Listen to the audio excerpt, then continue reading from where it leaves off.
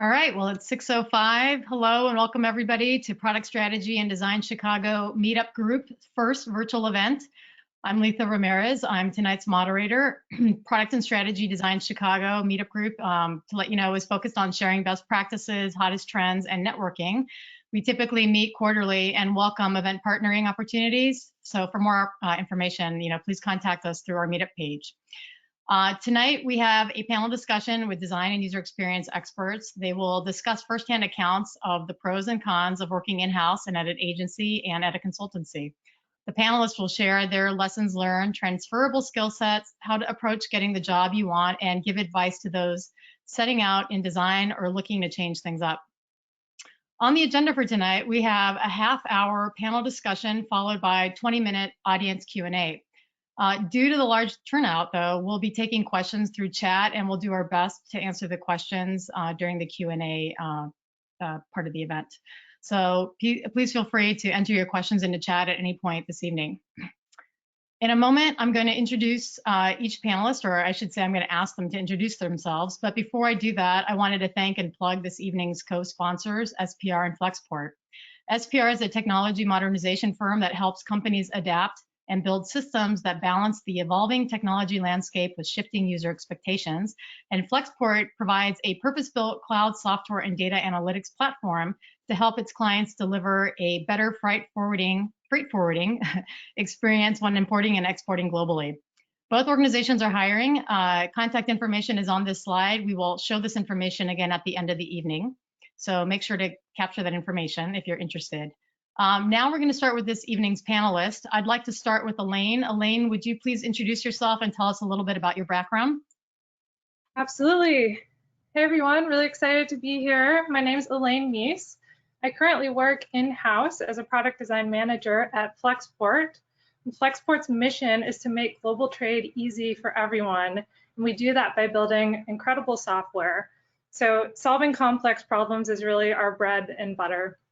We work to transform the way that work is done and simplify workflows and processes. So prior to this, I worked at a consultancy called Solstice, which has since rebranded. Now they're called Kin and Carta. So there I led design teams in creating a variety of experiences, but mostly I worked in agriculture and financial technology. Before that, I was at an innovation consultancy called Doblin, where we applied design thinking to solve large-scale business problems. And before that, at a design firm called Multiple. That's it for me. Thank you, Elaine. How about you, David? Hi, everyone. I'm David Burns. I am a design director at Grubhub. I have worked at lots of different places, agencies, consultancies, as well as obviously in-house. I spent about 7 years within IBM Global Services as a managing director. I was at Redbox, where I led UX, also led UX at Humana, and I was at Manifest, where I led UX, and then I led the UX team that supported Sprint at Digitas. I've also done some entrepreneurial stints as well. So really looking forward to being here. Great, thank you, David. How about you, Patty?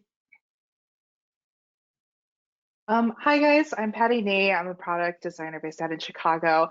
I've had experience working in the entire gamut of agency, consulting, and in-house, from Jellyvision to Solstice, which is now Kin and Carta. Elaine and I were actually coworkers.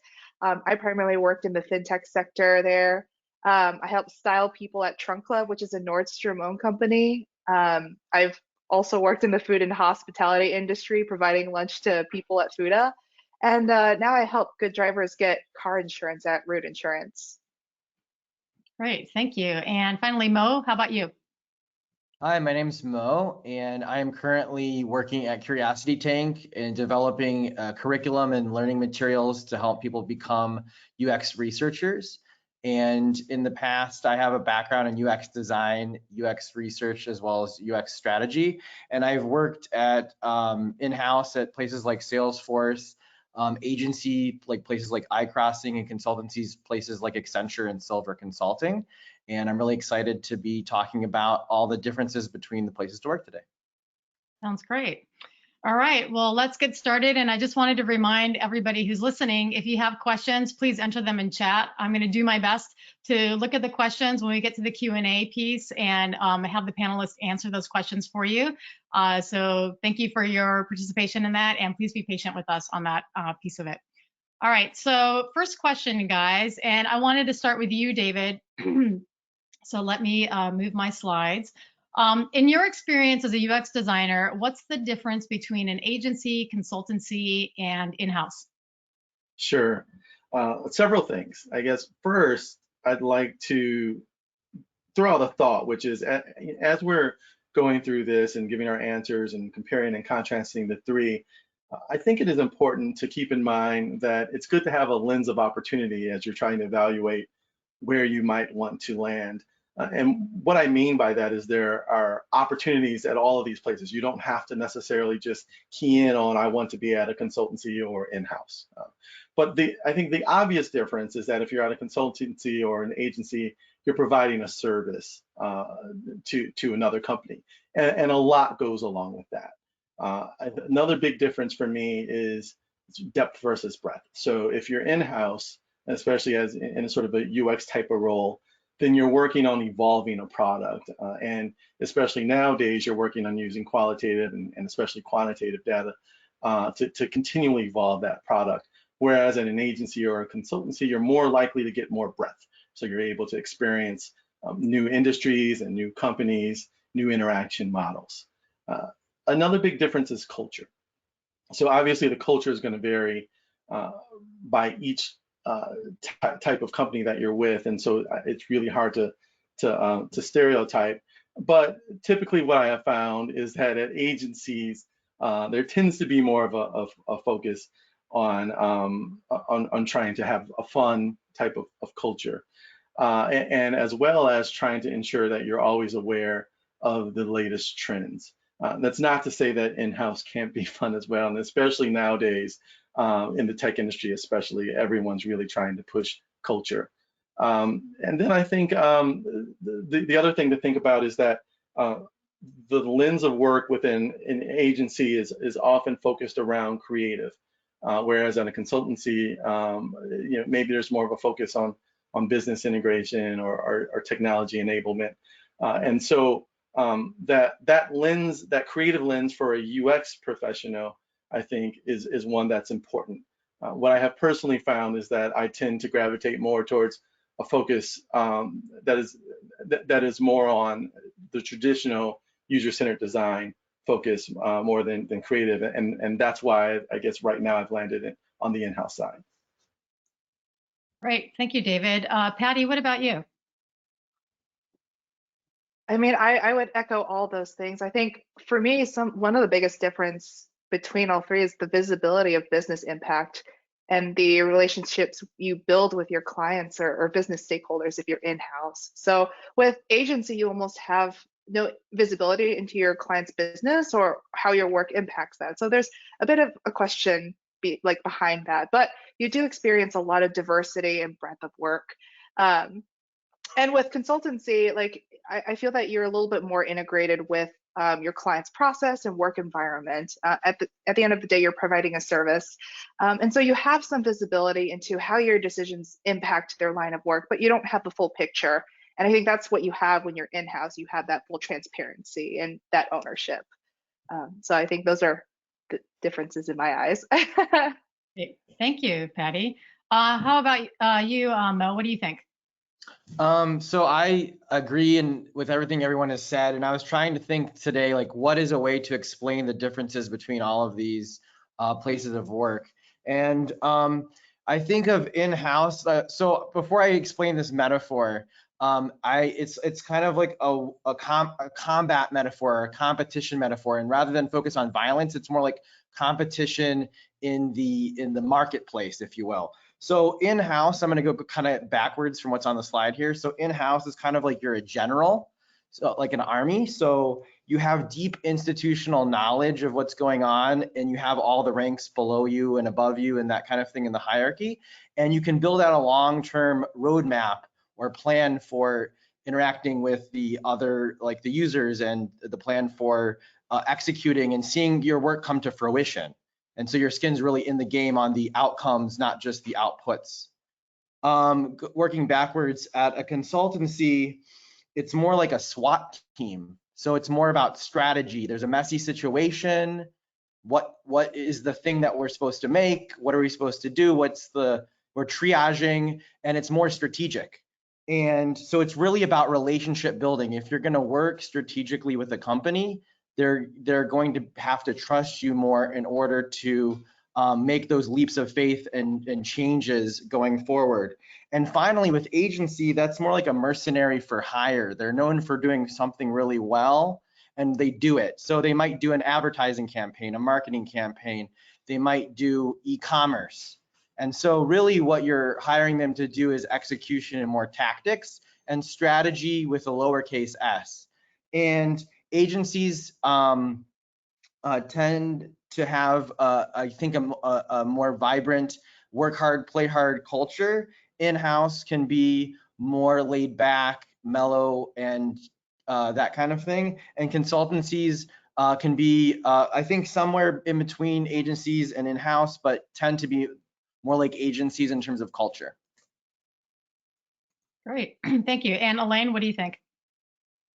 Love that metaphor, Mo. That was awesome. For me, the biggest difference comes in when we think about how the business actually makes money. So when you're working at a consultancy, the business makes money by providing a service to their clients, right? And when you're working in-house, the business makes money by meeting whatever objectives that business has. So that could mean using technology to sell products, providing a service, etc. So inherently, the focus of the work is a little bit different. So in my experience, while both have been equally invested in creating amazing products and outcomes, working at a consultancy has more of a focus on building and maintaining client relationships, or even like a little bit of sales, finding a way to lengthen those relationships, make sure you're staying engaged with that client, showing what your company's capable of. So some of the questions that were top of mind for me when working at a consultancy were like, how can I balance pushing for the solution my team believes is right without damaging my client relationship if they disagree? That came up a lot. Or how can we prove to the client that investing in something like user research is really worth it if they don't necessarily see the value there? And then for me, in-house has been more directly focused on the end results without having that client layer in between. So for example, by comparison, some of the questions that I'm more focused on in my current role are things like, how do we know that what we're designing is going to help the business succeed? And how do we know that we're working on the highest priority initiatives for the company? And how do we measure the success of the things that we build? So these things matter in both environments, of course, but in my experience, there tends to be a little bit of a difference in the focus.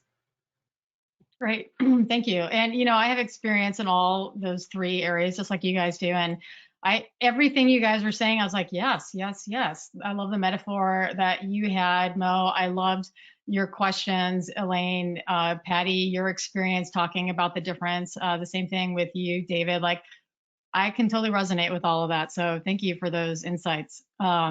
All right, let me ask you the second question. What was the best, worst part of working, or let me start again, sorry. What was the best, worst part about working at an agency versus a consultancy versus in-house? What were your biggest learnings from each? So let's start this time around with Patty. Sure. I think no matter where you go with working in-house, consultancy, or agency, you're bound to work with some crazy talented people that you learn a lot from. So like that's just been a constant trend at like every place I've been at. I think I mentioned earlier, but with agency, you get to work on a lot of really cool, diverse, sometimes really sexy projects with a number of different clients. You are not pigeonholed into one thing. So you really get a lot of diversity in your portfolio if that's what you're looking for. I will say that it's a pretty fast-paced environment. Typically, when you have a statement of work, you know exactly what you'll do, what you won't do. And sometimes there's some pressure with deadlines. And so timelines and projects can really get down to the wire. So work-life balance can fluctuate. But like I said, you get a lot of exposure to different work, different clients, and you pick up a lot of hard skills and time-saving tactics. And with consultancy, I kind of view that as like a middle ground between agency and working in-house. You still get to work with different clients and projects. And like Elaine said, a lot of the focus is on trying to maintain and lengthen those client relationships.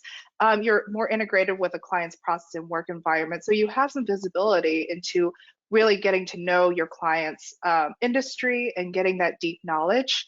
And I think the relationship between a consultancy and a client can also be longer, although shorter stints are still a thing. And you have some more ownership of the work that you do with your team and your clients. Because you're building those relationships with your clients, you feel more empowered to provide strong recommendations for your team and your clients. And at the same time, similar to how an agency works, the work is clearly defined and you know what you'll do and what you won't do. And deadlines are still a thing.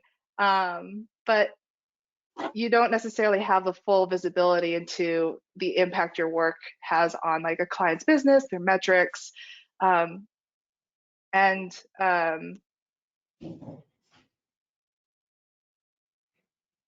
to think what else. I think that might be it for consultancy. I think in-house, you have full transparency, full ownership of the project. So your input does have a lot of weight in the decisions that get made. You do fully get to see and realize the impact your decisions have made on the business, figuring out the right problems to solve for your customers. You also really become a subject matter expert in your segment of the product or industry. So you wouldn't necessarily have like a diverse, breadth of work, but you do explore problems deeply.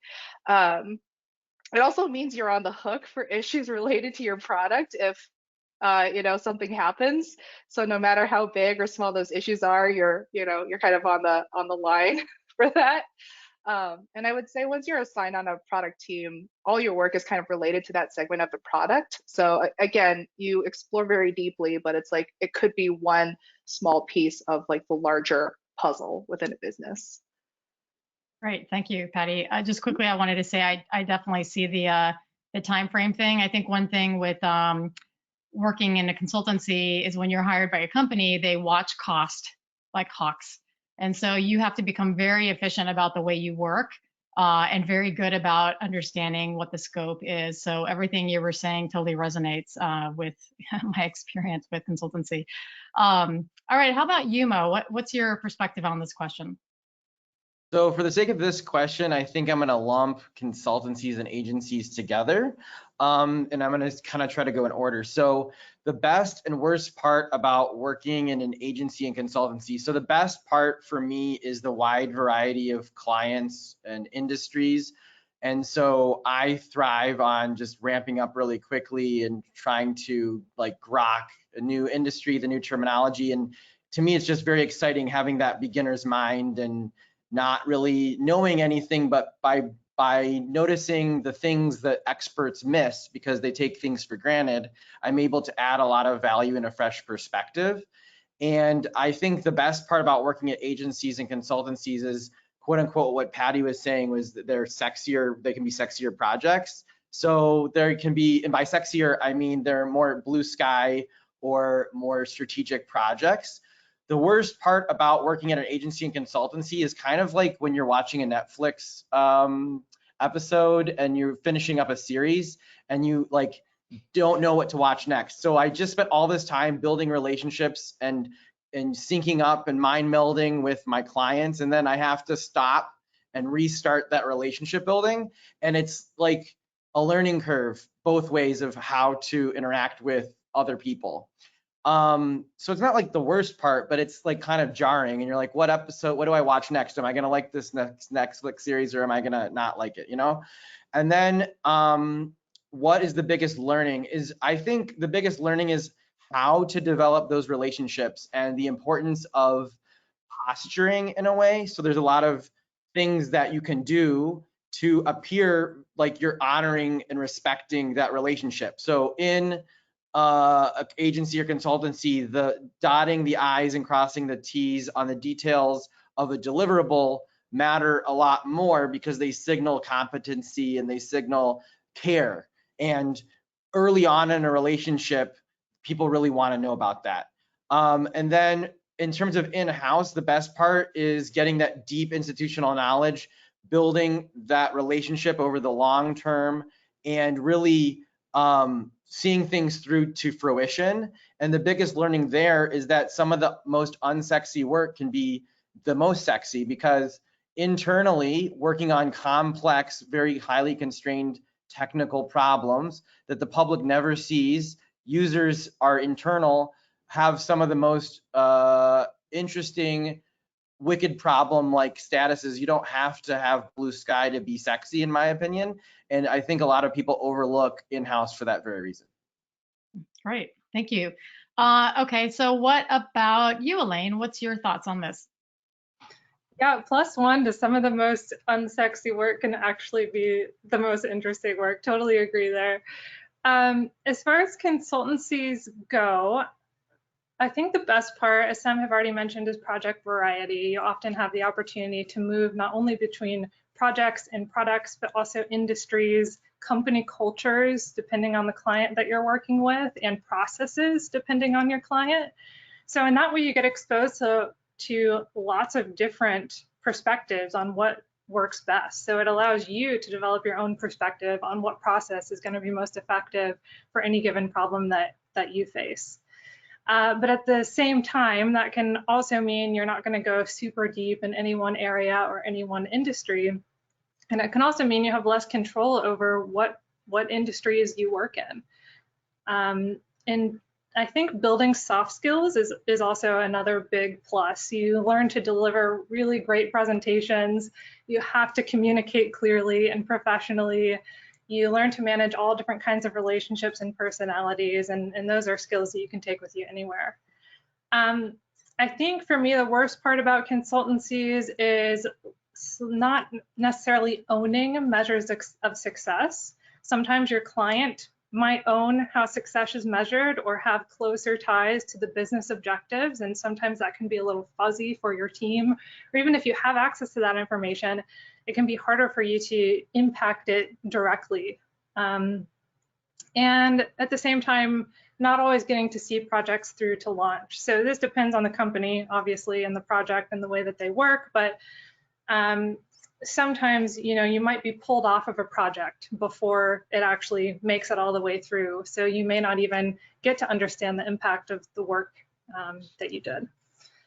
So I'll talk about in-house next. I think by contrast, the best part about working in-house is you feel very invested in the impact of your work. You're deeply tied to the company's performance as a result of the work that you're doing.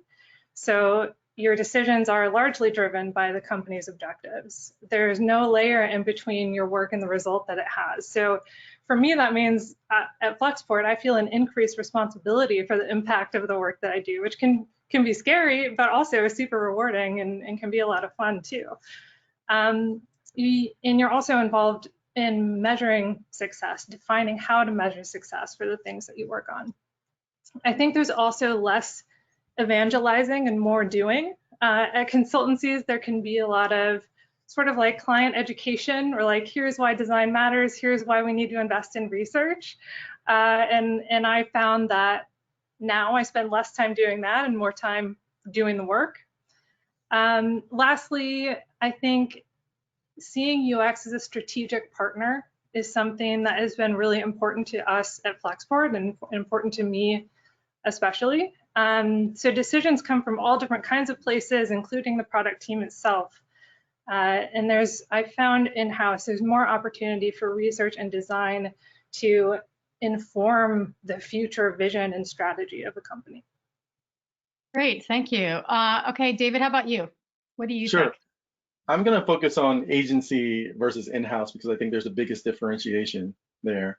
So in the agency world, one thing that I loved was the blue sky, was the strategic approach of trying to pitch. These are the things that you can do, and trying to understand the business really quickly and help them to understand how they can innovate.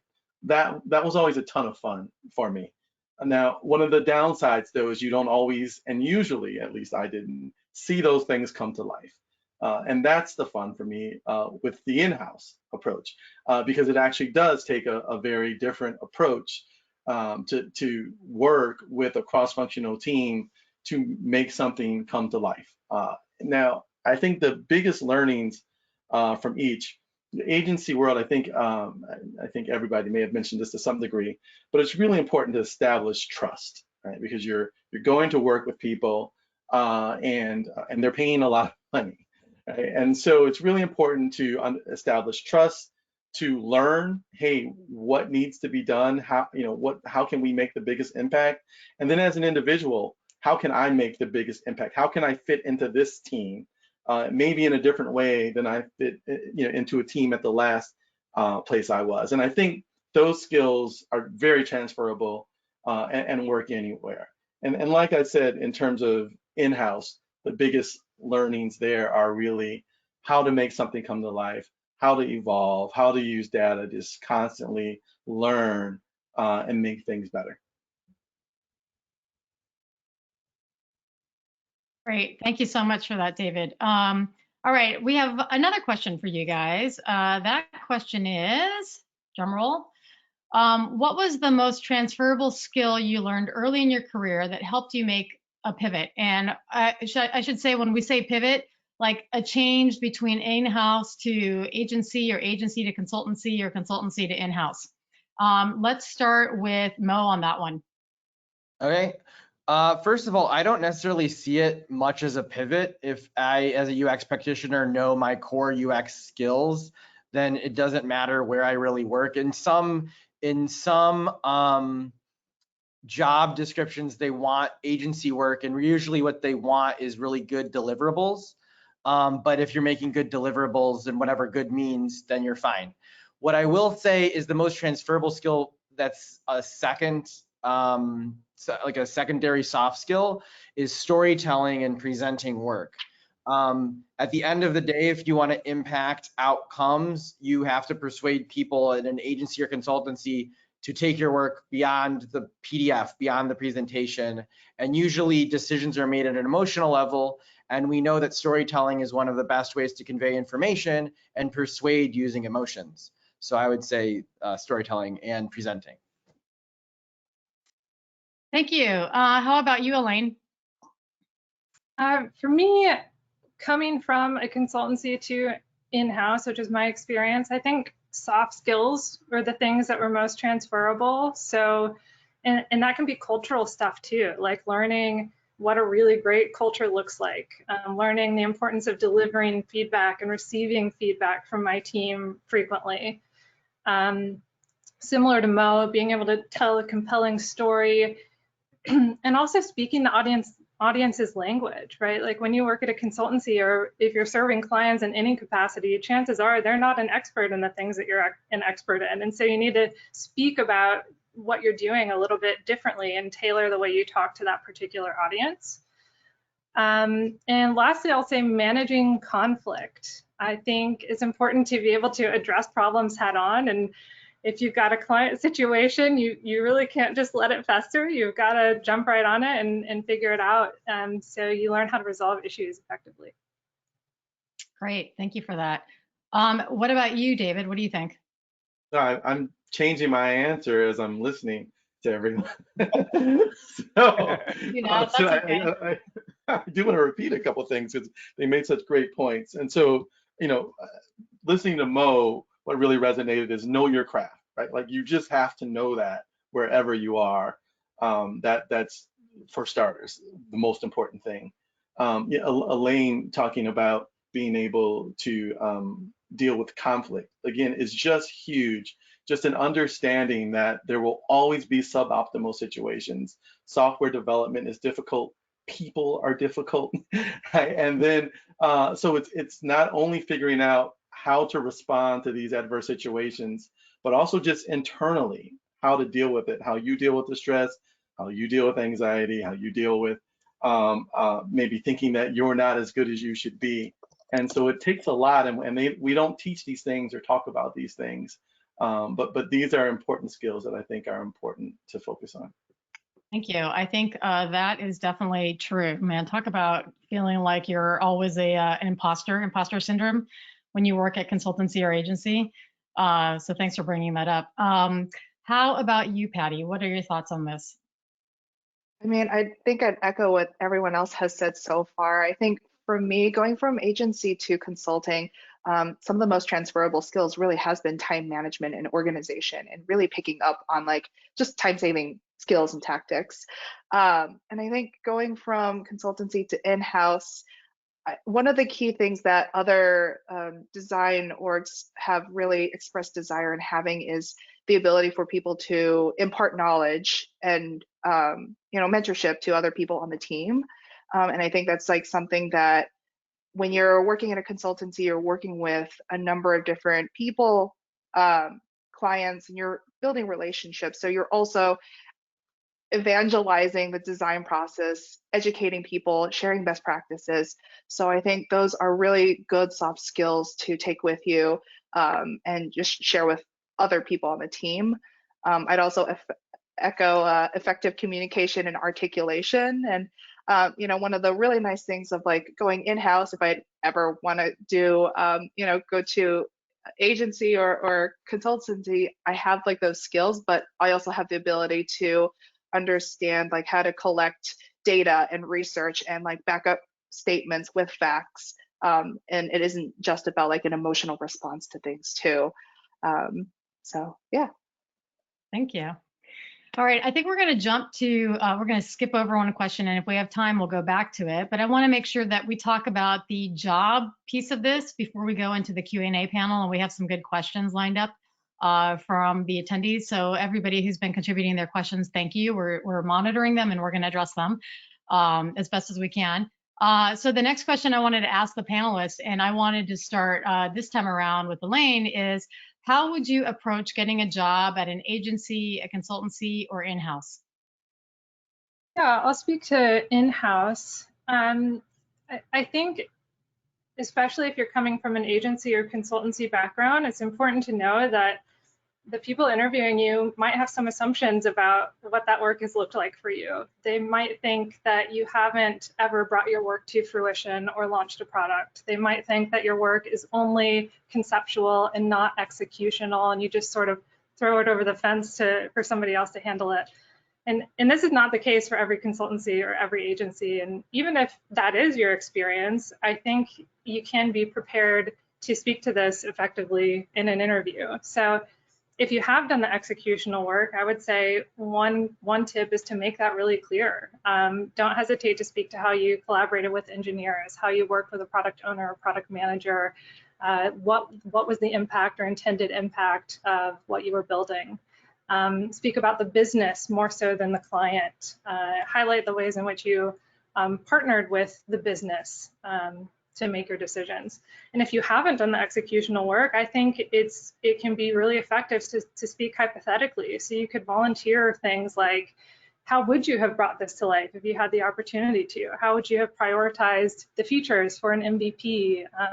What metrics would you have liked to track to measure success? Or what impact would you expect this product to have? I would also say it's important to show why you care about other worlds. So why does that particular company or industry or product interest you specifically? Do you have any experiences that relate to the type of work that they do? So I would say learn as much as you can about their world and the problems that you solve so that you can help them see how you would fit into that world, even if your background isn't necessarily a perfect match. Great, thank you. Those are excellent tips. Thank you so much for those. David, what do you think? So first of all, I'd just like to give everyone a bit of advice of maintaining contacts with people. So the primary way people get a new job is through someone they know, and I've not done a good job of this throughout my career. But you'll meet so many people, and it doesn't take a whole lot of work to just keep in touch with them. And so first of all, I'd recommend that. The second thing that I would recommend is for designers, think about how you are conveying yourself in your portfolio. Elaine made a great point that there will be some assumptions made.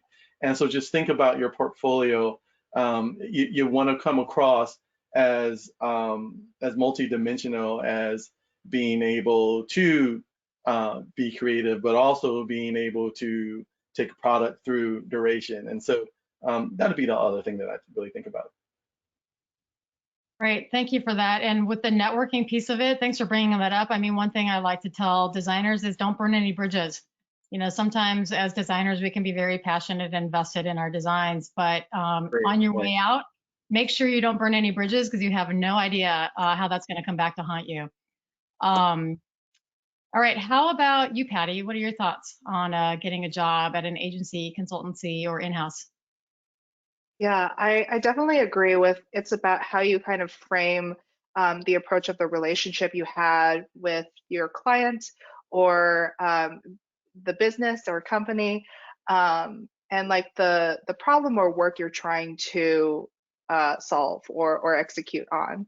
And I think if you're coming from if you're going from agency or consulting to in-house, which is been my experience so far, it's more so about understanding why is the customer or client like approaching you with this piece of work. Like, what is it that they're trying to do with it? Like, if they're asking you to design some sort of like animation, is it just to create more engagement so that people have more visibility and like buy into your product more? Because like that's great. Like, thinking beyond those steps really helps a business understand like how deeply you think about the work that you're taking. And so that's great. And so it also like maybe demonstrate your ability to understand the industry you're working in, show that subject matter expertise, or even if you don't have that subject matter expertise, like demonstrate the desire to deeply learn about it. And if you're going from in-house to agency or consulting, I imagine that it's really important to make sure your work's really polished. You can speak clearly about the narrative that you're trying to achieve, and also show diverse breadth of work with varying timelines of how you can handle like super tight timelines versus longer extended timelines. Yeah. Great, thank you. How about you, Mo? You're the last one on this question. What do you think? Okay. So I think it matters less what direction you're coming from if you're currently at in-house or you want to move to consultancy and vice versa. Before I add some unique points, I wanted to second some things the panelists had said. Basically, networking is the #1 way to get any job in any industry. It's better than applying on LinkedIn or whatever. And then also, we as UX professionals know design, we know research, we know strategy, but we need to showcase in all agency, consultancy, in-house that we know business. How does our outputs increase or decrease the outcomes of the business? So to add some new points, if you're in-house, or you're going for in-house jobs, don't tell that you care about the company. Look up things in the news, especially if it's a publicly traded company, things that are business oriented, changes at the C-level suite, acquisitions, et cetera, et cetera. Also, this is a really cool trick, and I've used this everywhere in-house and it's worked, so still feel free to steal it. Basically, what I do is I contact customer service and I contact customer success, client success, and I ask them, hey, I'm applying, this is kind of weird, but what are your biggest problems? And then I noodle for about an hour on the biggest problems. And when I come into the interview, I'm like, I have solutions to your biggest problems. I don't claim to have the right solutions, but I can start a conversation. Blows everybody out of the water every time. When I apply for in-house or for consultancy or agency, it's showing that breadth, not the depth, and really speaking to being able to ramp up quickly and building very strong client relationships and trust. Great, thank you. Thanks, guys, for all of that feedback and all those tips. I think those are going to be hopefully helpful to everybody that's listening in. Speaking of the tips and your experience, we did get a couple of questions from panelists asking if you guys could go in a little more detail about the difference between consultancy, agency, and in-house. And I wanted to see if a couple of our panelists might want to answer that question. So any takers on the panel? I could go. Please. So in summary, from what I said in my metaphor, I think agencies emphasize tactics and do some strategy. I think consultancies emphasize strategy and do some tactics, and in-house is playing the long game and using strategy to inform tactics in a way that is built on a roadmap on a quarter by quarter basis. Because in-house, you're not billed for time and hours, and you can think about things deeper, and you're more connected to, as Elaine and Patty said, you're more connected to the outcomes of the business, and you don't just swoop away when the project is done. And so that I think would be the high level differences. Great, thank you. We've got another question, and this is about should you experience all three in the life of your career? And if you should, what order should you experience them in? Does anybody want to take that from the panel? I can take that.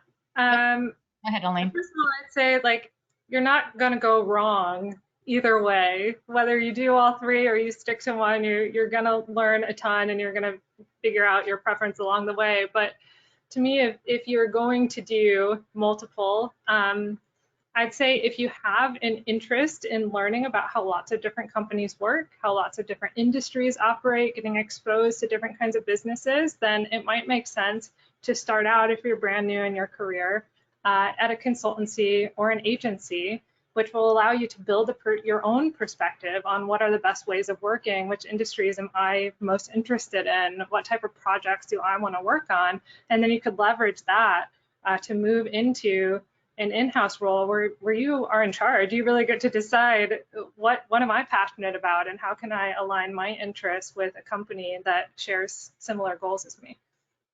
Thank you. Another question we got from some of the attendees. Somebody said, due to COVID restricting the economy, I'm seeing many companies in full-time hiring freezes and an increase in hiring of contractors. How do you see this increase of independent contractors changing the dynamic of in-house / consulting / agency, or does it? Does anybody want to take that one on?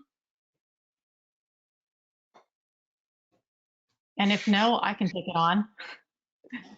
Anybody? I can jump in on this one. I work for a consulting company. I actually work for SPR, and we are super busy right now. And I will say that a lot of organizations are hiring contractors, but I'm seeing just as many organizations hiring full-time perm employees. And it actually surprises me, because you would think in this economy with the uncertainties of COVID that organizations would really want to shift the burden of cost away from, like perm hires. That being said, I think the fact that there is such a demand for digital transformation, and I know that's a trendy term, but what I mean by that is using technology fully and robustly to help a company achieve a competitive advantage, for instance. COVID has kind of exposed that, and a lot of companies now are like, oh my God, we can't fall behind. Like it's not even a thing we can put on the roadmap or finish in 3 years. Like we've got to do it now. And some of these people are going to be very close to the IP of our company. So we want to hire perm people who will be committed to building that IP and helping us get the full value of digital tool sets. So I would say, I think that actually I'm seeing both, a lot of hiring in both. And if you're in the technology sector, which most UX designers are, but not all of them, there's a ton of opportunities out there. And some of our panelists have mentioned things about networking and meeting people. And Mo has a very slinky trick that he uses. Talk to people that in technology firms, whether you want to go in-house or at a consultancy or agency, or talk to Flexport or SPR, because both are hiring. And I think Root is also hiring too. So and also Grubhub is hiring. So talk to any one of these panelists.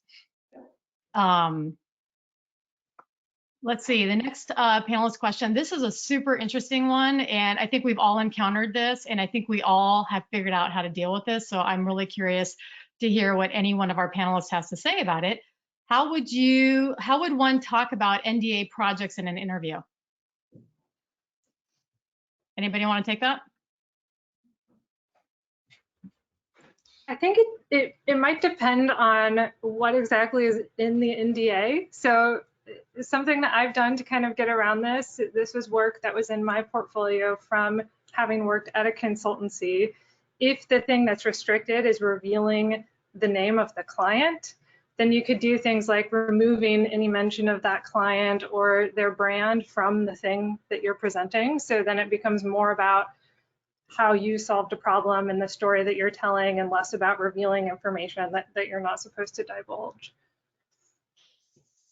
Great. Does anybody else have any tricks that they use for that?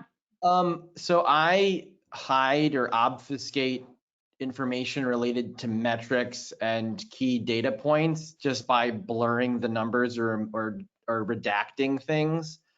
And just not mentioning the client or industry. And sometimes it's a really big, well-known company, so you kind of have to go out of your way to not even hint at it. Other times it's just speaking to things in generalities and very high-level outlines versus detailed examples. It really does depend on the NDA, and what I've done is I've reached back out to clients to verbally confirm what is and isn't allowed. And I want to adhere to the letter and the spirit of the law of the NDA contract. And going back to what you said, Letha, about not burning bridges, if I do have a connection still with the client and it's a positive one, then they're likely to respond to me and give me some kind of guidance or feedback. You know, and one thing I wanted to add to that, I think both of your points are really smart, is that you can always take a project that you worked on and constructed it in the way you think would have been best. So, you know, we all have parameters and we all have this ideal sort of vision for design. And a lot of times we can't actually execute those ideal visions, and oftentimes for very good reasons.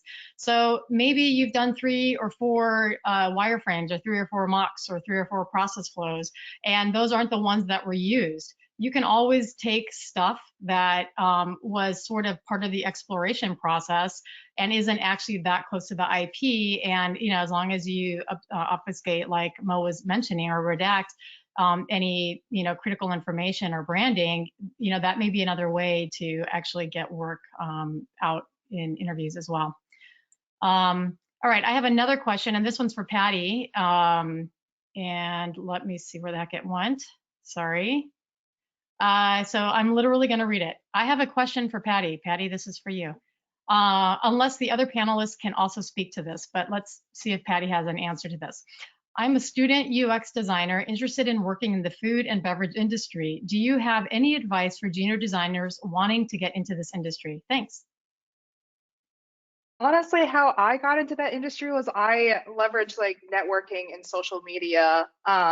I actually like cold called and reached out to people via LinkedIn and Twitter who were in that industry that I could chat with for coffee and just better understand that industry if I was actually like interested in the work that they were doing and the problems that they were trying to solve.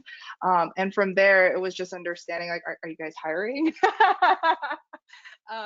But yeah, I leveraged my network. I leveraged friends of friends, social media, and like I don't feel bad about reaching out to people, cold calling them. I had help getting to where I am.